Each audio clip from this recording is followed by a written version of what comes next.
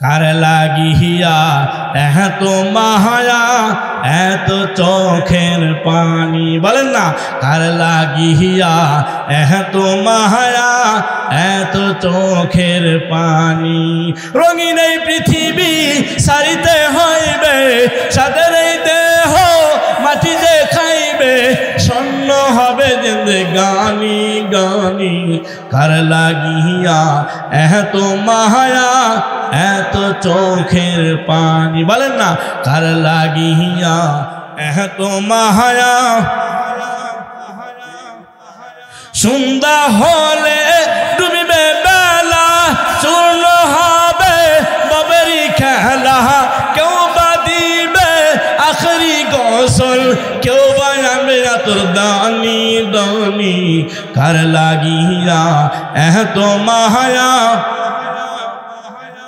আচ্ছা বাম সাইডের লোকগুলো বলেন তো, কার লাগিয়া এত মায়া।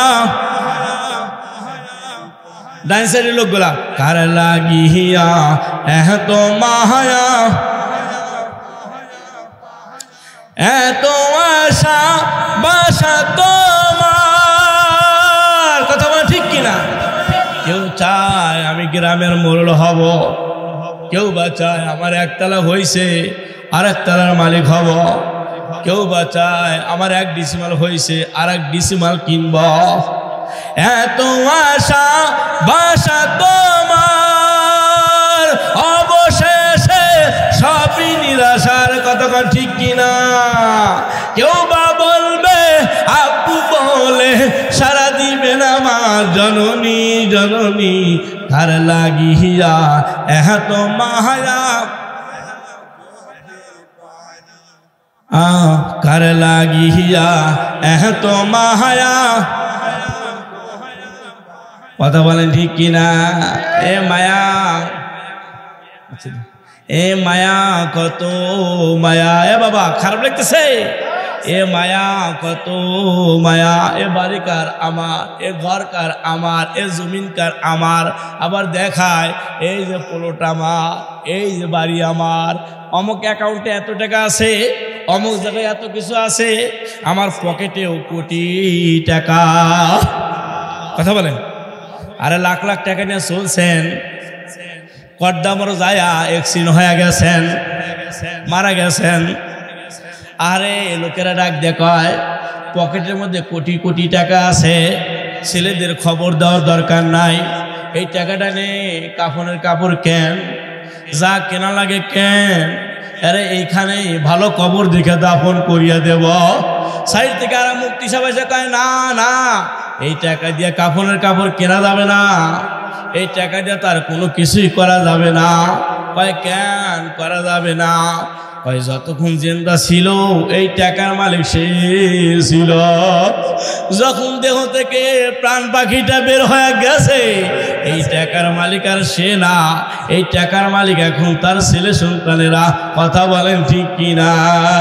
এ কথা বলেন ঠিক কিনা? এত টাকা পয়সা তোমার। আমার নানি বাড়ি ছিল বেতবাড়ি, আমার নানার 75 বিঘা সম্পত্তির মালিক। কয় বিঘা? 75 বিঘা সম্পত্তির মালিক। মামা তো ভাইরা, মামাদেরকে যদি বলি যে কবর কোনে, কয় কি জানি। আহা, এই যে বলরামপুরে কবরস্থানে কত মানুষ ছিল, ছোট্টবেলায় দেখতাম। হ্যাঁ, কি দাপট ছিল। আসেনি? কথা বলেন? আছে আছে। কি তোমার চাইতে তাদের টাকা পয়সা বেশি ছিল, ছিল কিনা? এই আমাদের উত্তরবঙ্গের এক সন্তান এসটি ইমাম, টাকা পয়সা কম ছিল? নাসিম সাহেব টাকা পয়সা কম ছিল? এই আব্দুল মজিদ মন্ডল এই দল হিসেবে যে দল করতে পারে, তাদের অর্থ অ্যাবিলিটি কম আছে। আপনি কি জানেন? কাশিমনগর তার ফ্যাক্টরি। আমার মামাতো ভাই জিএম, আমি গেছিলাম। কাশিমনগর তার ফ্যাক্টরি, এলাকার নাম হলো কাশিমনগর, কিন্তু তার ফ্যাক্টরি মন্ডলের ফ্যাক্টরি কাশিমনগরে, কাশিমপুর, তাই না? আল্লাহ তার এত অর্থ অ্যাবিলিটি দিছে যে কয় যদিও এটা কাশিমপুর, কিন্তু মন্ডল গ্রুপের অর্থ থাকার কারণে ওই এলাকাটা হয়েছে মন্ডলনগর। কথা বলেন না কেন? টাকা পয়সার অভাব আছে, শুয়ে রয়েছে রূপনার কবরস্থানে। কথা বলেন না কেন? মোহাম্মদ আলী সরকার দেখতে গেছিলাম কাকরেলে, দেখার টাইম নাই হুজুর। লোকের সবসময় গাইড থাকে, পার্সোনাল ইমাম থাকে। লোকটা কালো, হাত কাট, আঙ্গুল কাটা, 35 কোটি টাকা দিয়ে বাহেলা করছে। তার দিলে একান্ত ইচ্ছা ছিল বাইতুল্লাহ থেকে ইমাম আনে নামাজ পড়াবে। আল্লাহ কয় মসজিদ করছস, কিন্তু তারে নামাজ পড়তে দিব না, তারে বেলকুচি তো রাখবো না। রাখছে ঢাকায়। কে কে কে কথা বলেন না, কে কে কে? সব করেন আল্লাহ। আপনি তো মাস্তানি করেন, এবারই আমার, গাড়ি আমার, আমি সব, আপনি কুচু। কথা বলেন না কেন? অর্থ আছে, ছেলেও ভালোবাসে, সবাই ভালোবাসে। ছেলে কয় আব্বু, মেয়ে কয় আব্বু, সবাই আদর করে। যখন রিটায়ার্ড করেছেন তখন ছেলের কথাও ভালো না, বেটার বউ তো দেখতেই পারে না। কথা বলেন না কেন? সরকার চিন্তা করলো যে শিক্ষিত বাবা কষ্ট করে এত অর্থ অ্যাবিলিটি ব্যয় করে সন্তানকে শিক্ষিত বানাইতে গিয়া জানতে জানতে জানোয়ার বানাইছে, এটা তো বৃদ্ধাশ্রমে বাপেকে রাখবো। এই জন্য বাবা সরকার বুদ্ধি করে বৃদ্ধাশ্রম করছে, যে শিক্ষিত বাবা, যে সমস্ত বাবারা সন্তানদেরকে শিক্ষিত বানাবে তারা তো ঘরে রাখবে না, কারণ শিক্ষা তো মাথায় কিসকিস করবে। কথা কর না কা? এই জন্য ওরা তো ঘরে রাখবে না, ওরা তোর বাপ মাকে বৃদ্ধাশ্রমে রাখবে। এই জন্য সরকার বুদ্ধি করে বৃদ্ধাশ্রম করছে, কাজটা ভালোই করছে। কথা কর না কা? দুঃখটাকে মায়া থাকে। আমার মতো মুফতি সাহেব হাজারো দোয়া করলে এই দোয়া কবুল হতেও পারে, নাও হইতে পারে। কিন্তু তোমার মা, এই যে বৃদ্ধ বাবা, যদি একবার কয় আল্লাহ আমার আব্দুল্লাহরে কবুল করে নি, আল্লাহর কসম এই বেচারা আল্লাহ কইতে দেরি হবে, আব্দুল্লাহর জন্য দোয়া কবুল হইতে দেরি হবে না। হায়াত বাড়ে না, হায়াতের ভিতরে বরকত হয়। নবীজি বলছেন মা বাবার যারা খেদমত করবে আল্লাহ তাদের হায়াত বাড়াই দিবে। সুবহানাল্লাহ বলেন। নবীজি বলছেন মা বাবার যারা খেদমত করবে হায়াত বাড়াই দিবে। নবীজি বলছেন মায়ের ইজ্জত, মায়ের সম্মান আমি রসুলের চাইতেও বেশি। কি আজকে সে মায়ের অবস্থা কি? কোন কোন শীতের মধ্যে তুমি খাইতেছো, কত সুন্দর ঘুমাইতেছো, আর মায়ের একটা কম্বল কিন্তু কিনে দাও নাই। কথা বলেন ঠিক কিনা? মায়ের কাছে একটা তুলসী সিরাপ কিনে দিলে মাত্র 35 টাকা হইলেই পাওয়া যায়, আর তোমার কাছে 35 টাকা থাকে না। আর তোমার শাশুড়ি সেই কোত্থেকে আসতেছে, আসার সঙ্গে আম্মু আম্মু কখন আসতেন, খবর দিবেন না, খবর দিবেন না। নিজের মা কয় জিন্দগিতে আমারে কোনোদিন মা কয়টা হোস না, আমারে কোনোদিন আম্মু কস না। আর ওই মাইয়ার মাইছে আর সমানে আম্মু আম্মু ফ্যানটা তুলে আলা দিছে। কারণ মানুষ ওসি দারোগা দেখে যত ভয় না খায়, যত ভয় না খায় স্বামীকে দেখে, স্বামীরা স্ত্রীকে দেখে তার চাইতে বেশি ভয় খায়। কথা কন না খায়? ওসি দারোগা দেখেও মানুষ ভয় খায় না, যতটুকু বউকে দেখে ভয় খায়। কথা বলে? নেতা বক্তৃতা দিতেছে আমি কি করিনি দেশের জন্য, করেছি। সাইড থেকে আরেকজন কয় ভাবি বলেছে।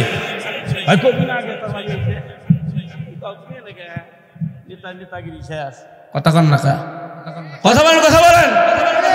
সরকার মহোদয় ছুটির নিকে কানবেন, কাম হবো না। যদি কন যে হুজুর আমার বউ অসুস্থ, আগে কবি না, একদিনের কাছে 3 দিন দিয়ে দিছে।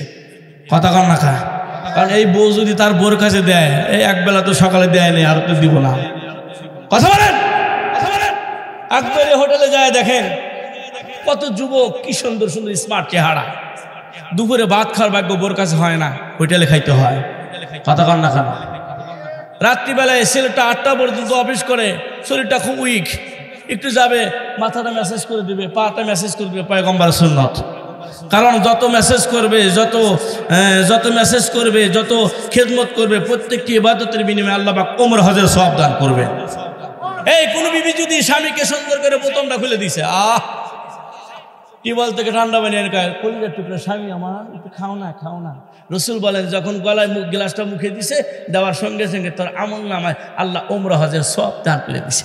সুবহানাল্লাহ, এগুলা নাই।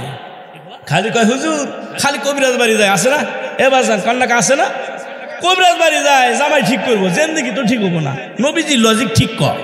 নবীজি যে থিওরি যে লজিক দিয়ে গেছে সেটা ঠিক কর। স্বামী স্ত্রী এক বালিশে ঘুমানো সুন্নত। নবীজি বলেন কোন স্ত্রী যদি স্বামী স্ত্রী এক বালিশে শোয় আর ওই স্ত্রী যদি নিজের চুলটা বালিশের উপর বিছায় দেয় আর সারা রাত্রি যদি স্বামীকে ওই চুলের উপর ঘুমায় রাখতে পারে, পয়গম্বর বলছেন ওই স্ত্রী ওই স্বামী কোনোদিন অন্য মেয়ের দিকে তাকাবে না, অন্য মেয়ের দিকে তাকাবে না।